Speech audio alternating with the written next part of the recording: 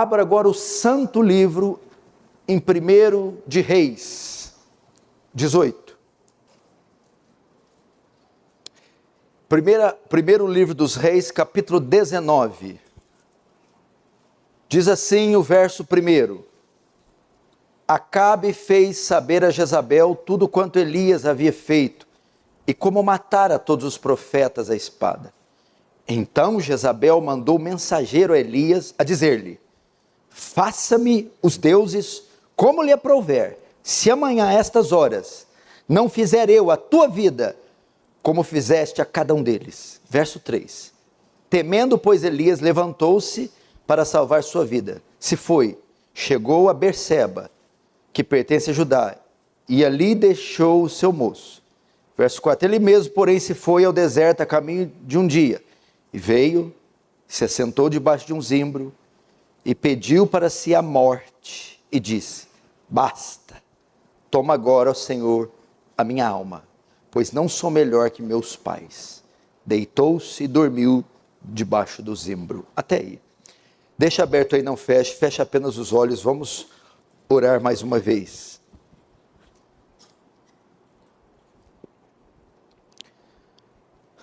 Querido Deus, santo Deus, glorioso Deus, amoroso Deus, paciente Deus, misericordioso Deus, benigno Deus, compreensivo Deus, terno Deus, vamos a Ti, tão pequenininhos, tão frágeis, tão estúpidos, tão temerosos, tão sensíveis, inseguros, fracos, desacreditados, muitas vezes tristes, mas neste grau de humilhação, de pequenez, chegamos àqueles pés, os mesmos que aquela mulher com fluxo de sangue chegou,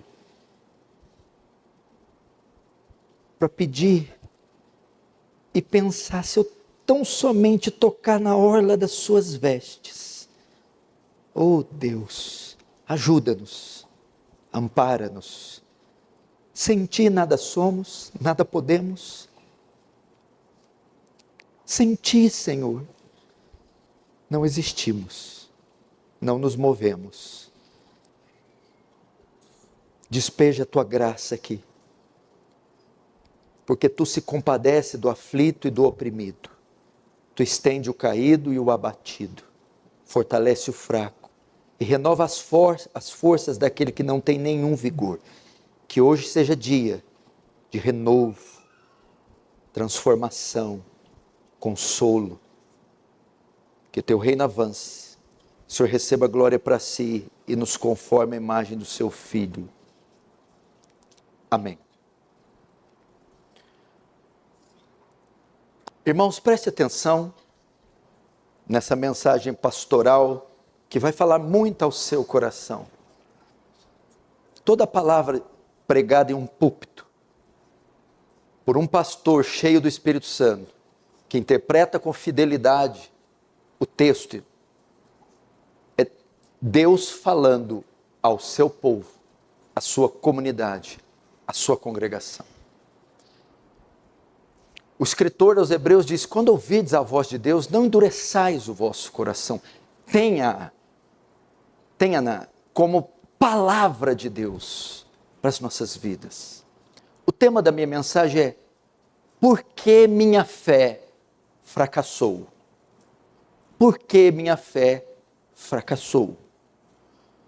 Todos nós, ou todos que vêm à fé, seja vindo do mundo pagão, ímpio, ou seja de uma religião ou de uma seita, e se converte ao Senhor Jesus, e descobre o glorioso Evangelho, e descobre a gloriosa verdade, palavra de Deus, tem um início glorioso, um início meteórico, marcado por alegria, disposição, coragem, fé robusta, fé inabalável.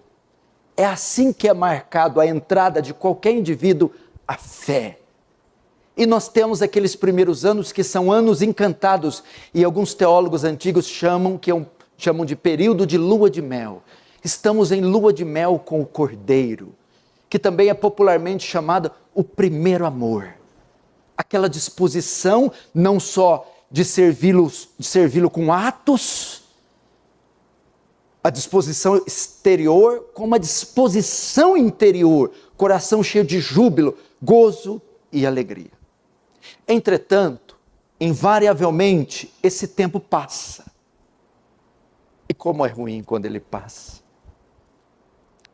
Não é surpresa, porque a Bíblia fala, nós sabemos disso, tanto pelo conhecimento, como pela experiência ao ver pessoas ao nosso redor. Esse tempo passa. Então vem um período de escuridão, onde a nossa fé, porque eu me incluo, começa a naufragar, esmorecer, e aquele brilho vai se perdendo, calor vai se arrefecendo, o entusiasmo vai minguando, a disposição vai acabando, e a fé começa a fracassar. Nós fracassamos em crer em Deus, em crer em sua bondade, em seu poder, em suas promessas. E aquela alegria dá lugar agora a um tempo de tristeza, angústia e abatimento. É o naufrágio da fé, o fracasso da fé. E na história que vamos tratar para mostrar isso, essa história fala do profeta Elias, uma das figuras mais imponentes que já passou na humanidade. É uma figura que quase se compara a um herói em quadrinhos, a um herói Marvel, uma figura sui generis, sem igual, o profeta Elias. Um homem cujas orações, os céus se fecharam durante 3 anos e meio. E um homem que, por cujas orações, os céus se abriram novamente, trazendo abundantes chuvas. Um homem cheio de fé, coragem e cheio do poder do Espírito Santo, como quase nenhum outro foi. Mas que de repente viu sua fé fracassar diante dos seus olhos, diante de uma adversidade que se levantou na forma da ameaça que ele recebeu da rainha Jezabel. Elias sucumbe, esmorece. E como diz o verso 3, Elias foge. Temendo, pois, Elias levantou-se para salvar sua vida e foi até Berseba. Aquele super-herói, imponente, impetuoso, decidido, vigoroso. Agora foge. Fugiu. Ele tinha acabado de protagonizar uma estupenda vitória, desafiando os profetas de Baal no Monte Carmelo. E Elias dá uma surra em um ato miraculoso, onde fogo do céu desce, consome o holocausto, e todos esses profetas são mortos. Mas agora, no momento em que o povo mais precisava de Elias, no momento em que o povo diz, depois dessa derrota, depois dele orar e as chuvas se reterem, as chuvas virem, depois de massacrar os profetas de Baal, agora ele vai promover uma reforma, e vai remover o culto a Baal e derrotar Jezabel e Acabe. Mas no momento em que o povo mais precisava dele, ele tomba. Ele cai. Ele foge.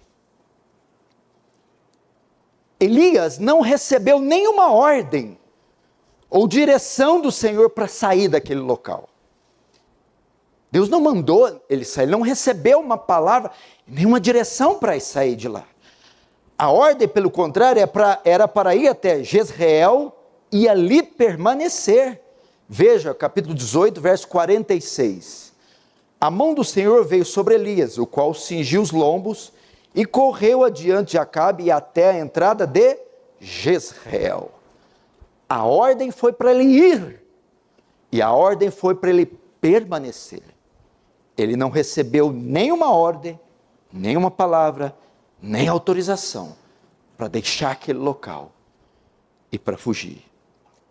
Mas de repente, ocorre um eclipse na sua fé. Parece que Elias teve um apagão, porque o negócio foi muito momentâneo, foi muito estranho. E ele foi tomado de medo, fraqueza e desânimo. Tudo que Elias queria era fugir para longe. Quero me afastar, fugir. Quero estar distante de tudo e de todos. Elias se esqueceu do cuidado e da fidelidade que Deus acabara de ter com ele, quando ordenou os corvos que o sustentassem diante da seca, e que o ribeiro de Querite desse água suficiente para ele viver. E quando Deus o enviou a Serepta e ordenou que uma viúva o sustentasse, de modo que nem o azeite nem a farinha faltou, Elias se esqueceu. Sua fé fracassou. E eu creio que muitos aqui podem estar passando pelo eclipse da fé. Estão assistindo com os olhos o naufrágio da fé. E questionam a si próprios. Pastor, eu nem sei dizer o que está acontecendo comigo. Eu não tenho controle do que está acontecendo. Mas até o presente momento, até esta altura da pregação, eu já posso te dizer que eu me identifiquei com Elias. Estou como Elias. E essa palavra é para aqueles que estão naufragando na fé, que estão passando um eclipse e um apagão que não tem explicação lógica, racional. Pode ser você, querido irmão, querida irmã, jovem. Agora, como explicar essa situação? Por que a fé de Elias fracassou? Temos aqui uma nítida demonstração de perda de fé nos textos que eu li. Elias fugiu, deitou debaixo de uma árvore. Disse, já basta. Pediu no ânimo a morte, dizendo que eu morra. Baixa autoestima, complexo de inferioridade, depressão, isolamento social, sono, angústia. Que isso? Elias estava ali, desmoronado, ruído. Mas, o que causou isso? O que causou esse naufrágio da fé de forma tão trágica na vida de Elias?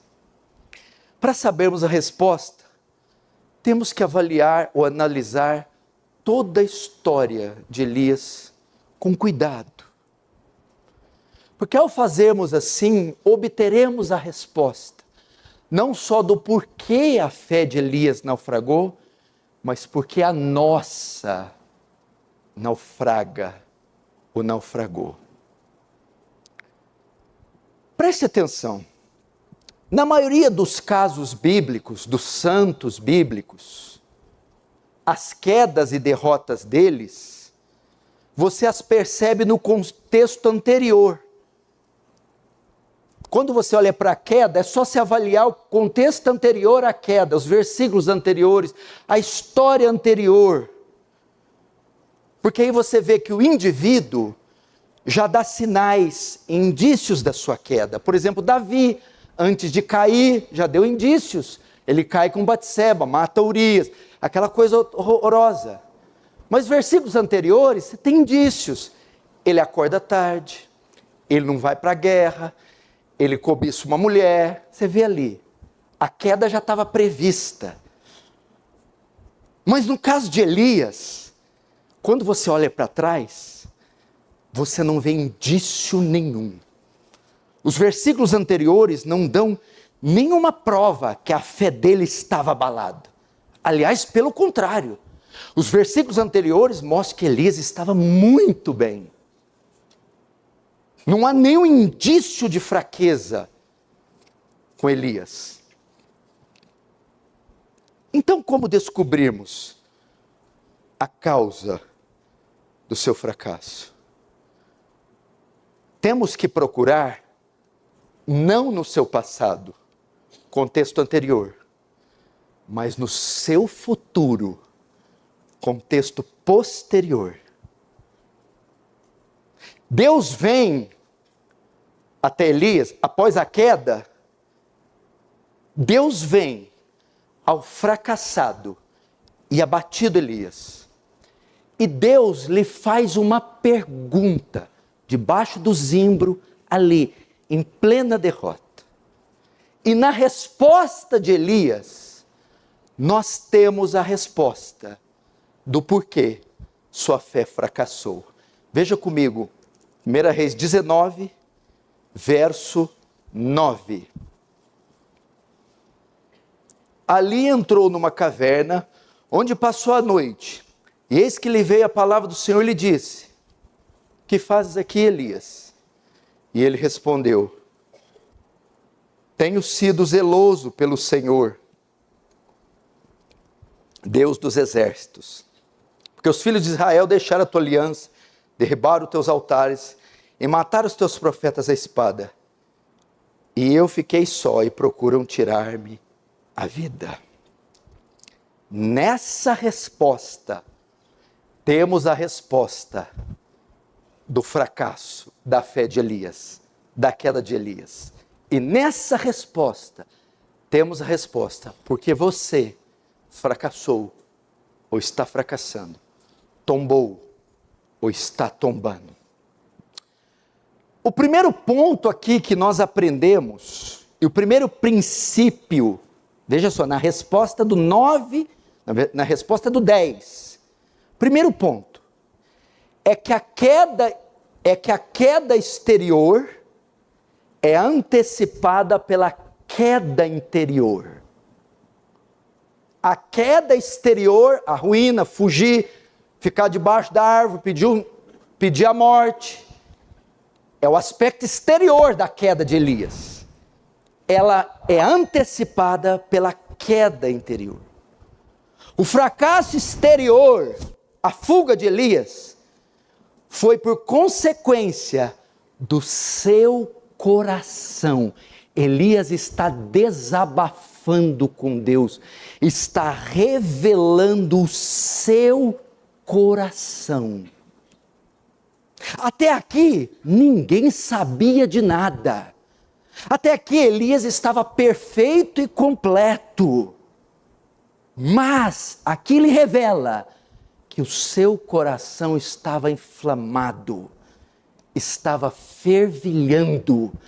Algo estava acontecendo dentro do coração que ninguém via, nem sabia.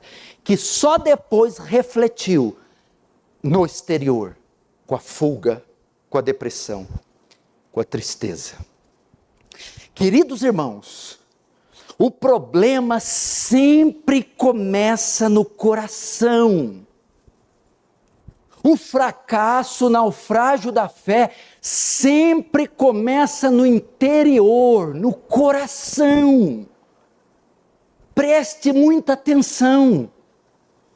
Não ignore os sinais do seu coração.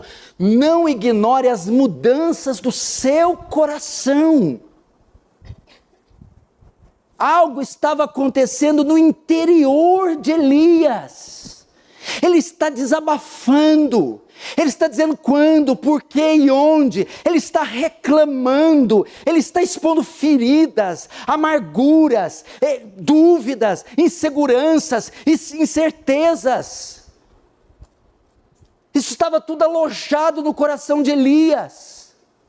E aí foi a causa onde deu início ao naufrágio da sua fé. Irmãos, o Salmo 139 que eu li na leitura hoje, sonda-me, ó Deus, sonda meu coração, sonda-me, vê se há alguma coisa nele, sonda, perscruta, mostra. O grande problema é o coração, é a sala de máquinas, é de onde procede a vitória ou a derrota, é onde o homem permanece de pé ou cai, é o seu coração. E vai a pergunta para mim, quando é que o seu coração começou a se esfriar? Como é que entraram no seu coração? O que aconteceu com o seu coração?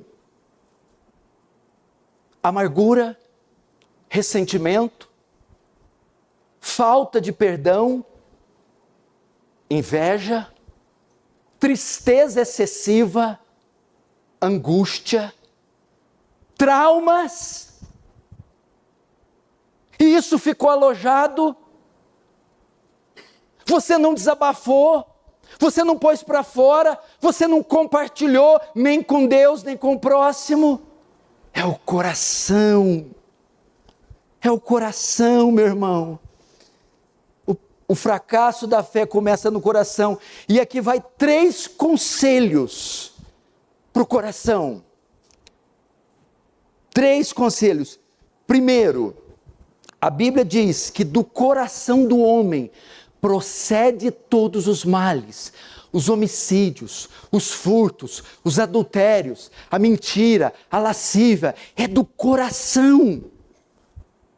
Preste muita atenção nisso, o coração é uma peçonha mortal. Segundo, Jeremias diz que enganoso é o coração nos prega peça. O coração é traiçoeiro, não confie no teu coração, não haja com base no teu coração, não deixe os impulsos do seu coração determinar a sua rotina. Por quê? Porque ele é enganoso e desesperadamente corrupto. Já viu o que o mundo fala? Ouve a voz do seu coração, faz o que o seu coração manda. A Bíblia diz, não! Ele é enganoso, ele prega peças.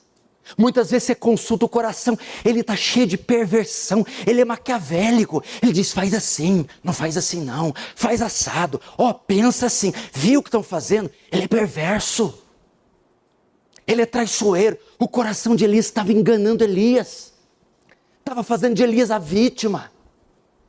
O coração de Elias estava enchendo ele de razão. E ali começou a fé a naufragar. Então, primeiro, você precisa saber que dele procede o mal e não o bem.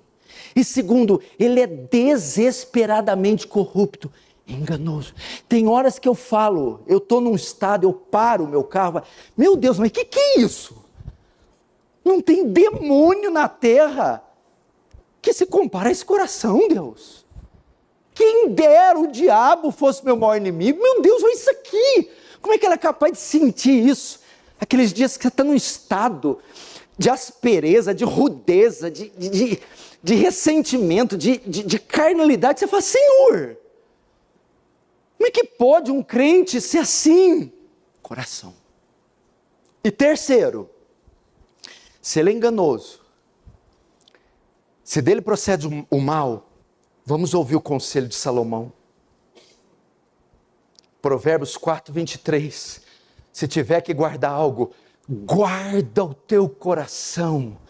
Se você está prevendo a queda, o naufrágio, blinda teu coração. Se você percebe, estão infiltrando, já estão no corredor do 3º pavilhão, o seu cérebro, o Espírito Santo vai avisar, estão invadindo, já abriram uma entrada, estão querendo dominar, a outra estão batendo, estão vindo por cima, trave, comece a travar. É assim, a gente percebe. A gente falou aqui, Está entrando rancor, está entrando vingança, está entrando pensamentos esquisitos. Barre isso. É isso que quer dizer guardar. Resista a esses pensamentos, resista a esses sentimentos, invoque a Deus, mergulhe na palavra, desabafe com alguém, mas não deixe o seu coração ser dominado. Elias deixou. Porque o diabo sabe que se ele alcançar o seu coração, ele alcançou você. O coração de Elias estava dominado. É o primeiro princípio que eu aprendo. Faça isso. O quanto eu oro pelo meu coração, vocês não têm ideia. Meu Deus do céu, conviver com esse coração não é coisa fácil. Identifique o problema e guarde o seu coração. Há vários textos falando sobre isso. Dispõe meu coração só para temer o teu nome. Filho meu, dá o teu coração.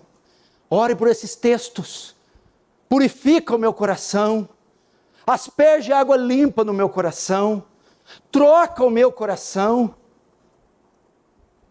Segundo princípio, por que a fé de Elias fracassou? Presta atenção, porque ele tinha um conceito elevado de si mesmo. Porque Elias tinha um conceito elevado de si mesmo.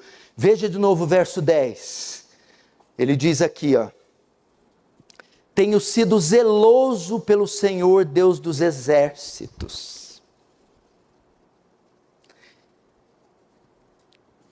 Elias tinha um conceito elevado de si mesmo.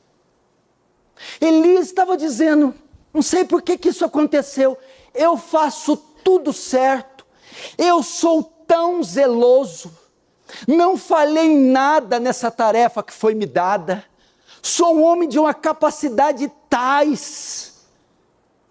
Ele caiu nesse abatimento porque ele tinha um conceito elevado de si mesmo, de modo que ele imaginou que os resultados seriam compatíveis àquilo que ele achava ser.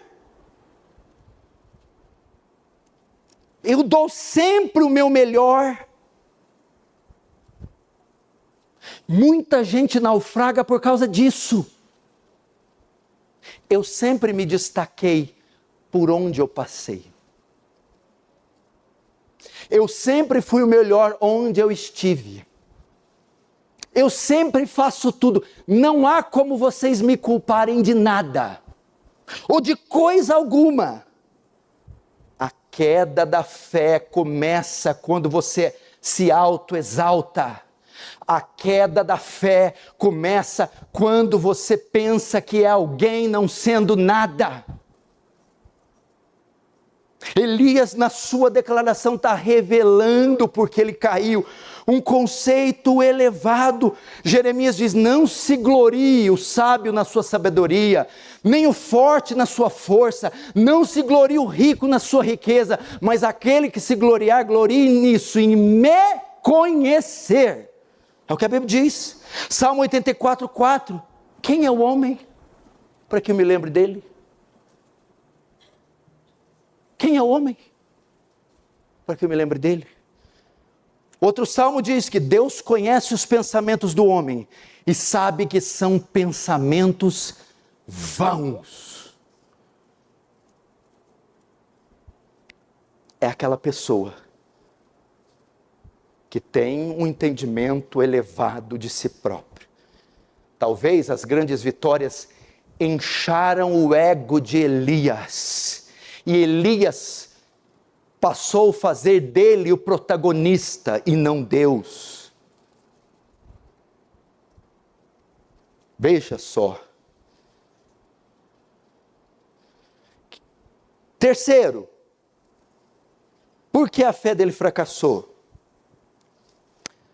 Porque ele não só tinha uma visão elevada de si, mas ele se achava importante para o contexto de Deus. Veja só, ele achava-se importante, que o trecho diz assim, o verso 10, Cadê? Tenho sido zeloso, porque os filhos de Israel quebraram a tua aliança, os teus altares. Tenho sido zeloso, Deus do exército, porque os filhos de Israel deixaram a tua aliança, derribaram os teus altares e mataram os teus profetas. Fiquei só eu. Só eu. Ele está dizendo, sem mim, o Senhor não poderia fazer essa obra. Sou extremamente importante para a reforma de Israel. Só ficou eu, o único capaz de resolver, não tem mais ninguém capaz. Só eu. Olha o outro perigo. O que ele está dizendo é assim, eu não mereço ser tratado assim. Eu sou o profeta Elias. Eu não mereço. Eu sou a figura principal no que está acontecendo. Por que a nossa fé naufraga? Porque nós achamos que somos relevantes no reino. Somos importantes na igreja. Somos importantes para Deus. E de modo que sem nós, Deus não pode fazer o que Ele precisa fazer. A igreja não pode ser igreja sem eu estar na igreja. Eles precisam de mim. Eu sou importante. Filipenses 2:3, considerai os outros superiores a vós mesmos, você não é nada, Deus não precisa de você, nem de mim, porque se você não quiser, as pedras fazem no seu lugar. Salmo 131, meu coração não é soberbo, não ando atrás de coisas elevadas, mas me fiz como criança, desmamada no colo da sua mãe, o salmista diz.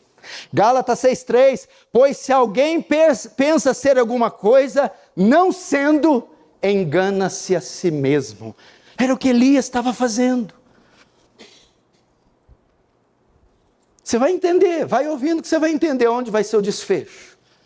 Por isso a fé dele fracassou.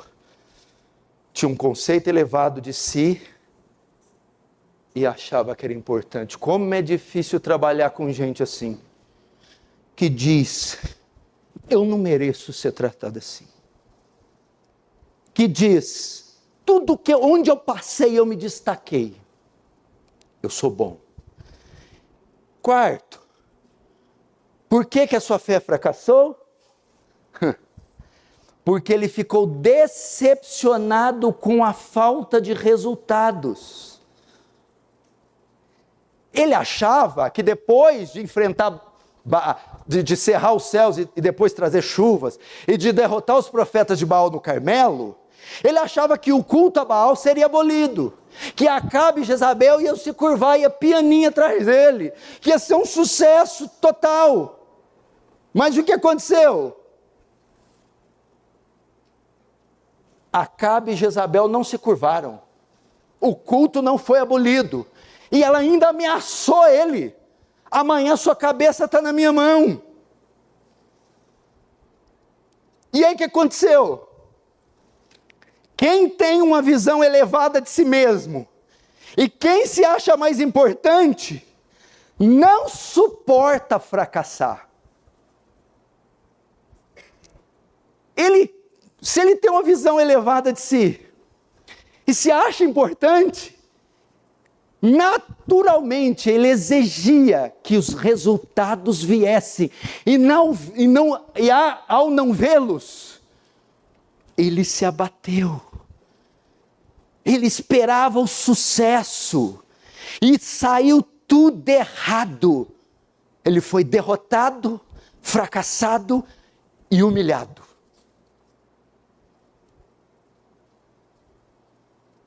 Onde eu passei, eu sou importante no cenário. Onde eu passei, eu me destaco. Eu tenho uma capacidade que outros não têm. Então, os resultados não vêm. Esse homem se abateu. Não é assim? Quanta gente você vê magoada, sentida, ou quanta gente você vê irritada, por quê? porque sempre andou com o nariz em pé, ou sempre pensou mais do que devia de si própria, e agora está sendo humilhada, está sem nada, e essa pessoa se abate muito. Por quê? Porque eles não suportam serem humilhados, perderem.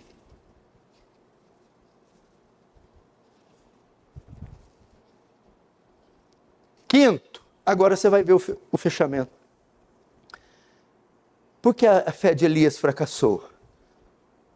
Porque a quinta é a razão das demais terem fracassado. O orgulho de Elias. Foi a soberba que fez ele pensar mais do que devia dele, que fez ele achar que ele era importante, e que fez ele ficar abatido por não ter os resultados. Elias se inchou. O passado vitorioso de Elias não fez bem a ele. Elias tomou de Deus o protagonismo e por isso agiu dessa forma, soberbo. Ele pensou mais de si do que deveria por causa do orgulho. Ele se achava muito importante no contexto por causa do orgulho. E ele ficou frustrado além da conta por causa do orgulho. Por fim, foi o orgulho que o abateu. Você notou no texto a quantidade de eu que aparece? Eu, minha, meu. Não tem Deus no texto. Toda a confissão de Elias é centrada em si. Eu tenho sido zeloso, eles, mas eu, minha.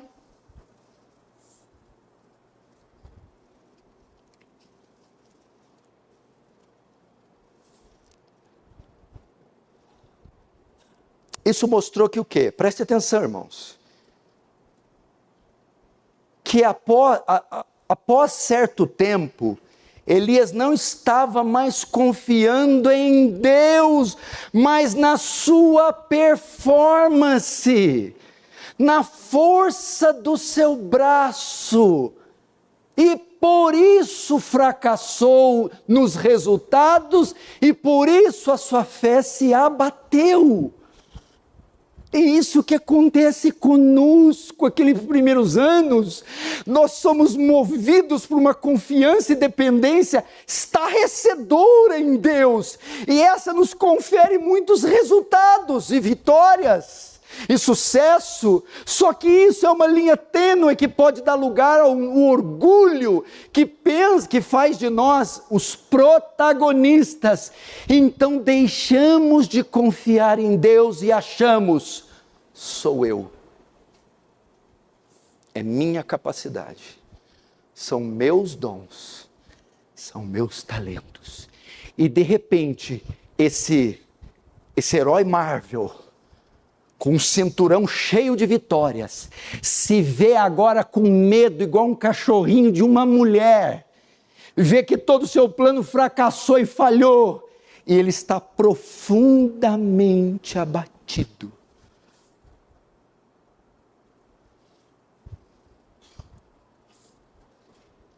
Isso já aconteceu comigo, acontece comigo, acontecerá comigo. E se acontece com vocês, acontecerá novamente. Reflita, irmão, direto ou indiretamente. Está passando isso no seu coração? Será que essa angústia, essa tristeza é por não ver os resultados?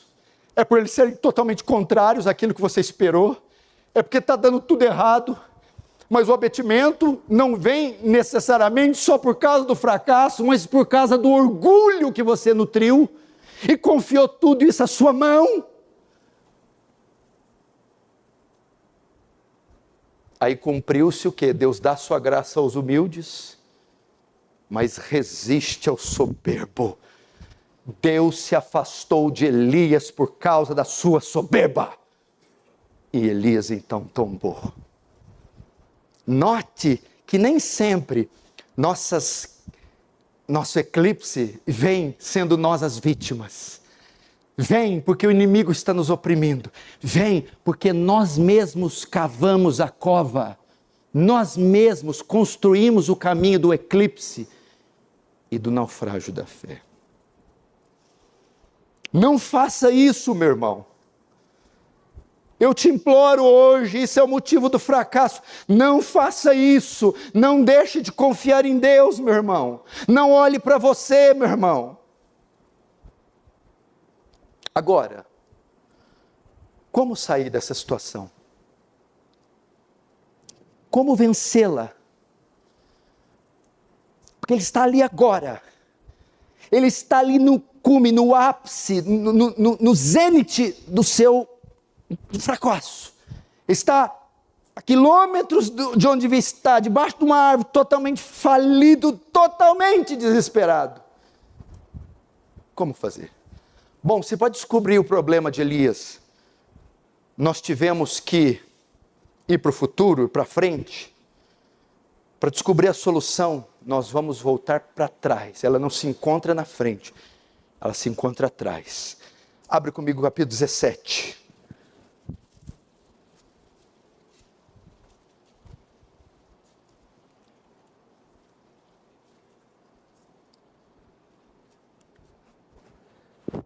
Vamos fazer a leitura dos versos 2 ao 5. Veio-lhe a palavra do Senhor dizendo: retira-te daqui, vai para o lado oriental, esconde-te junto à torrente de Querite, fronteira ao Jordão. Beberás da torrente, e ordenei aos corvos que ali mesmo te sustentem. Foi, pois, fez segundo a palavra do Senhor, retirou-se e habitou junto à torrente de Querite, fronteira ao Jordão. Se o fracasso de Elias foi descoberto olhando para o futuro, pelo que ele fez no futuro, o sucesso de Elias tem que ser encontrado no passado, pelo que ele fez. E é para lá que ele deveria retornar agora. E é para cá que você deve retornar, querido irmão e querida irmã. Primeiro, você quer sair do naufrágio da fé? Primeiro, obediência. Veja só, veio-lhe a palavra do Senhor dizendo: retira-te daqui, vai para o lado oriental e te esconde junto à torrente de Querite, fronteira com o Jordão. Verso 5. Foi, pois, Elias e fez segundo a palavra de Deus, retirou-se e habitou junto à torrente de Querite. Você quer se erguer novamente? Obedeça a Deus. Veja só, Elias não questionou. Elias, meu Deus, mas como Querite, caverna, aquela região, frio, clima, circunstância? Não. A Bíblia diz que após a palavra de Deus ter vindo, Elias imediatamente foi e obedeceu. A cura está na obediência. Não foi isso que ele falou para Samuel, para Saul? Vai, mata Agag, invade Amaleque, mata Agag, as crianças e todo o gado. Vai, Saul mata, mas poupa o gado. Samuel repreende, ele diz assim: obedecer é melhor que sacrificar. Não teria Deus mais prazer em que obedeça a sua palavra do que nos sacrifícios? Obediência é o caminho da restauração, obediência é o caminho do avivamento, obediência é o caminho para se reerguer, obediência é o caminho para a fé voltar a triunfar. Obediência, obediência, meu irmão, o que está faltando em nosso tempo. Por isso, você tem diversos tipos de igrejas com doutrinas e coisas diferentes. Por quê? Cada uma se encaixa naquela que melhor atende suas necessidades. Eles não querem obedecer. Se eu estou em um lugar que passa um tipo de disciplina e eu não concordo, eu procuro outra que não passa. Não pode ser assim. A palavra de Deus não deve ser questionada, a palavra de Deus não deve ser hesitada, a palavra de Deus deve ser obedecida, como ela é. Segundo passo para a cura da fé: humildade. Humildade. Você vai deixar a família, sua casa, você vai para um lugar árido, insalubre, você vai ser alimentado de corvos, você vai ser alimentado de água, você vai ficar ali confiando na minha soberania.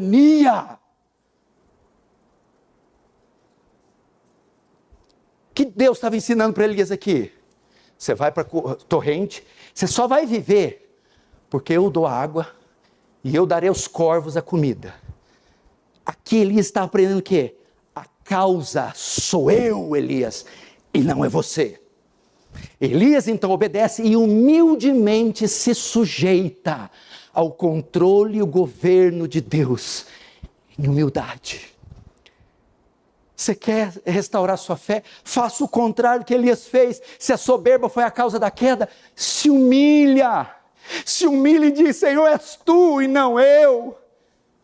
É o Senhor e não eu. Se humilha e diz: Senhor, nada sou, nada tenho, nada possuo. Se humilha diante da potente mão de Deus, que ao seu tempo te exaltará. Se humilha. Se humilha e reconhece em ti: eu nada posso fazer. Para onde mandares irei, o que pedires farei, o modo que me sujeitares sujeitarei. O que Elias fez, ele é a causa e não eu. Terceiro, confiança. Confiança. Elias foi de bom grado, mesmo não sabendo ao certo. Como é que vai ser no frio? E se vir bestas e feras do campo? E se a comida falta? Quem vai me alimentar? Como é que vai ser? Elias não se preocupou. Eu confio que aquele que mandou é poderoso para suprir. Eu confio que debaixo da obediência eu terei sustento, livramento, proteção e consolo. Fé. Confiança foi o que Elias teve. E é isso que a igreja está precisando hoje. Ele está lá no futuro, caído com a fé naufragada. E Deus está dizendo: volta lá para o passado, para nós restituirmos a sua fé. E eu não preciso ir para Elias, eu posso ir para a tua vida, para os teus primeiros anos, para o teu primeiro amor. A confiança, a humildade e a obediência são marcas de um novo convertido. Como Hudson Taylor, a irmã dele, a mulher dele chega: Hudson, querido Hudson, acabou todo o suprimento de comida. O último eu dei para os funcionários como você pediu. Amanhã não temos nada para o café. Então Hudson põe a mão na Bíblia e diz: sem comida, mas com todas as promessas de Deus ao nosso lado. Deus sabe que ao amanhecer precisaremos de café. Então, milagrosamente, as ofertas apareciam e eles eram supridos. Confiança. Não tem nada que ative mais a nossa fé do que confiar. Deixa eu te dizer algo para vocês. Onde vocês acham que vocês estão? Vocês por acaso estão na Meca? Vocês estão em Aparecida? Ou estão no Japão? Vocês estão no templo budista? Vocês estão em Medina? Vocês estão aonde? Vocês estão em algum Rotary Club? Reunião Seixo Noé?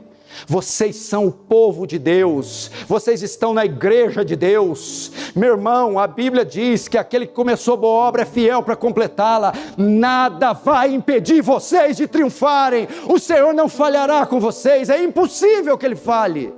Ele não trouxe você de onde trouxe, não tirou você de onde tirou, não fez com você o que fez para deixar você pelo caminho. Isso é impossível que isso aconteça. E hoje, mais uma etapa do capítulo da sua vida se cumpre.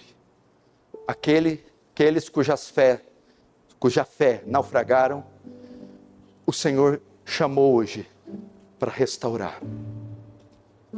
E você depois vai ver o desfecho. Elias come a comida, se levanta e caminha. E a Bíblia diz que ele unge Eliseu, profeta, no seu lugar. Jeú, rei de Israel. Jezabel é morta e o reino é restaurado. Elias volta novamente. se levanta novamente e a sua fé é restaurada. Talvez Deus permite algumas quedas para limpar a nossa vida, para tirar resquícios de orgulho, de ídolos, para levar nós de volta para o primeiro amor. Deus só quer de você dependência como antes. Deus só quer de você humildade como antes. Deus só quer de você obediência como antes. Faz como Elias, então sua fé voltará. Fecha os olhos, vamos orar. Ore a Deus.